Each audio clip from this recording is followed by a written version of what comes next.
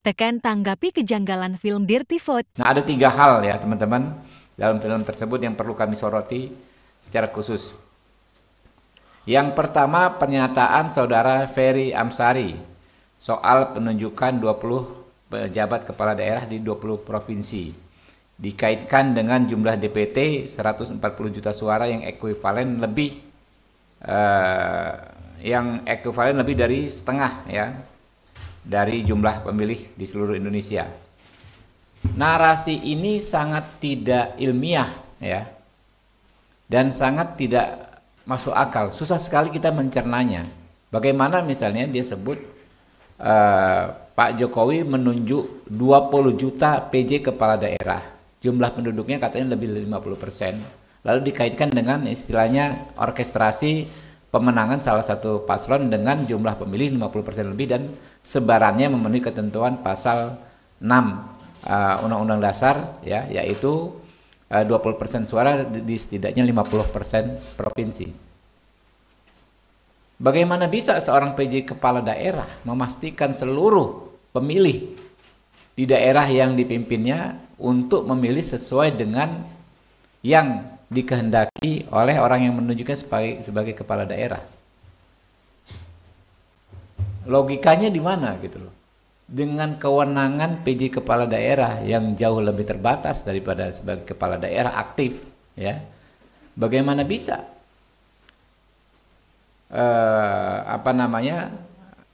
skenario yang disampaikan Ferry Amsari itu terwujud? 20 kepala daerah ini yang penduduknya lebih dari 50% ya, memastikan orang di situ memilih paslon yang diinginkan presiden semua. Nah, itu kan berarti benar-benar narasi yang sangat spekulatif ya, yang lemah secara argumen. Makanya jauh dari kata disebut ilmiah. Saya meragukan dia ini dokter atau bukan ya. Memang bukan dokter kali ya kalau Ferry Amsari ya. Coba dicek gitu kan ya. Oh, belum, pantas juga. Jadi ilmunya belum sampai ke tingkatan yang filosofis. Cara berpikirnya ya sangat patut dipertanyakan.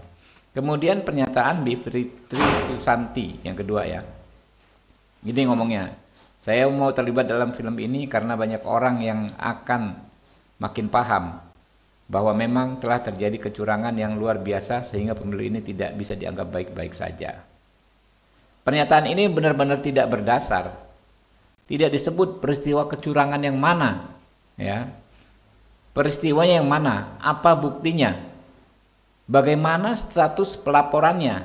Dan bagaimana status penanganan perkaranya? Kan kalau kita bicara soal kecurangan harus faktual. Misalnya, kalau zaman dulu kan 2019 ada persoalan daftar pemilih ganda, sekian juta pemilih fiktif. Atau misalnya ada pengerahan ya, pemilih dari luar untuk memilih, jumlah angkanya jelas. Bagaimana dia bisa mengatakan bahwa ada kecurangan yang luar biasa? Apa luar biasanya gitu loh? Kalau ada 1-2 PJ kepala daerah melakukan apa yang disebut pelanggaran, apakah sudah diproses secara hukum? Jadi ini lagi-lagi murni asumsi. Yang ketiga ya, pernyataan Zainal Arifin Mokhtar. Ya, intinya mengatakan soal kepala desa, abdesi ya, yang dikatakan kepala desa digunakan untuk memenangkan paslon tertentu. Nah, ini juga nggak berdasar, ya, karena nggak disebut di kasus mana kepala desa ini sudah kerja, ya kan, lalu memastikan warga di desanya memilih paslon tertentu. Bagaimana caranya? Sama kayak kepala daerah tadi. Kalau kita bicara hukum kan kita bicara sesuatu yang faktual. Kasusnya mana yang dilaporkan? Misalnya kepala desa A memaksa seluruh warga di desanya memilih paslon tertentu. Buktinya ada, saksinya ada, perkara yang sudah dilaporkan, Bawaslu sudah menangani dan Bawaslu membuat keputusan. Ya, ini nggak ada semua. Jadi saya pikir ya, memang film ini sengaja didesain untuk diluncurkan di masa tenang ini ya. Ya, karena cara-cara yang fair untuk bertarung secara elektoral sudah tidak mampu lagi mereka lakukan. Kita kan gini aja, kalau nggak suka dengan salah satu paslon, kan ini event pemilu, ya kita dukung paslon yang lain. kita lakukan cara-cara yang sesuai koridor elektoral.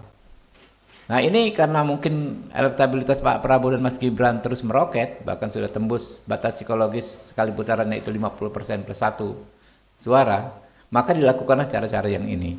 Ya kami yakin ini pasti nggak laku ya di hati rakyat yang seperti ini. Rakyat sudah tahu ya apa yang harus mereka lakukan tanggal 14 Februari mendatang.